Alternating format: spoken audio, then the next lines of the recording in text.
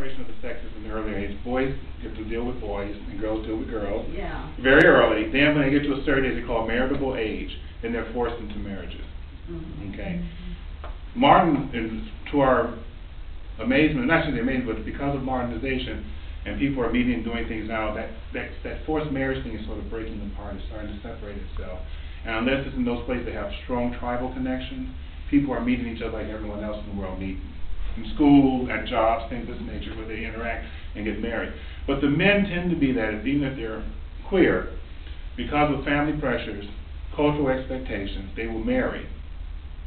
Okay? And sometimes they're forced to have children, sometimes they don't have children. But generally, the thing is that the culture expects you to marry, and therefore they get married out of convenience. That's why we have this thing called MOC, marriage of conveniences.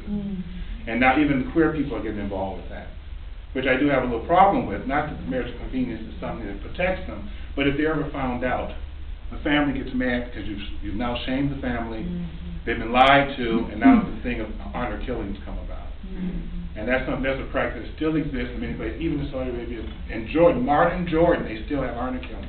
When I was there studying at the University of Jordan, I knew of a young lady who was Muslim, who was born in Amman. Her brother and I met, and that's how I got to know her. One of the other elder brothers killed her because they thought she was dating one of the foreigners there, and murdered her. Okay, so honor killing is still. He went to jail, but some of the families, the brother, I talked with him about it. He says, well, I don't agree with it, but my father demanded it, and that's what happened. So I'm just saying, this is early 90s. So I'm just saying to you that this is something that still exists. And when I hear about honor killing, it still goes on.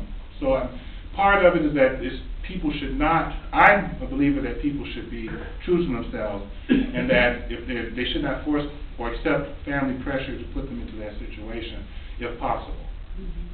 For some, it's not possible to not do so. Yes?